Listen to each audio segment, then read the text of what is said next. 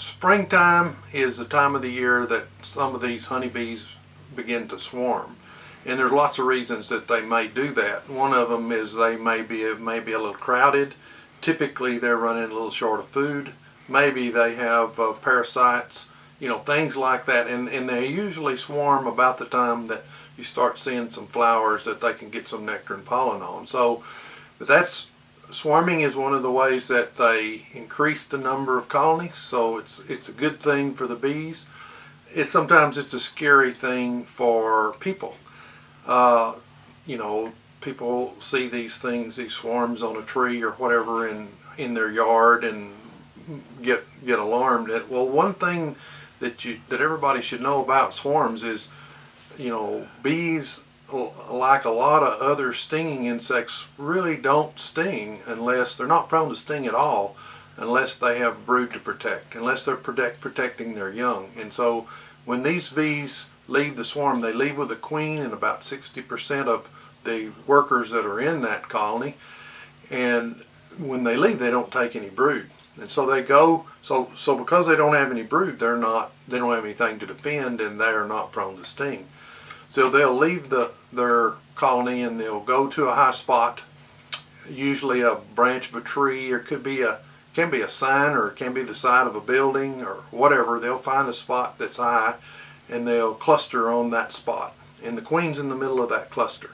And so from that cluster they send bees that they call scout bees out looking for a place to go, a home. And that might be, for us it might be a hollow tree, it might be an abandoned well, it could be somebody's barn, it could be maybe a box of some kind. In the oil field, a lot of times they'll try to nest in some of the electrical boxes or equipment boxes that are there, and they might try to nest in your house, in between the walls, in the outer and inner walls.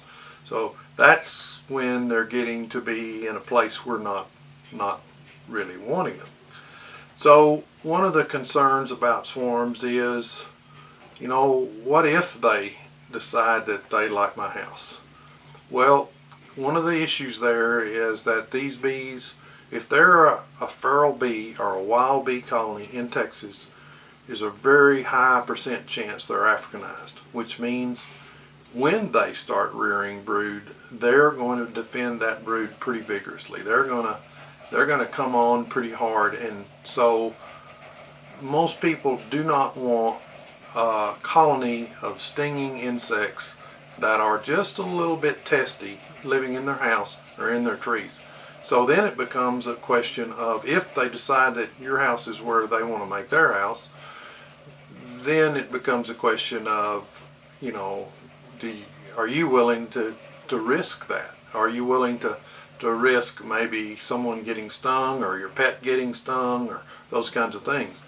And so a lot of times, the best strategy there is, maybe that's not a very good risk, and maybe you ought to try to figure out a way to either move or eliminate that group of that colony. And so I'll give you some hints about when is best for that.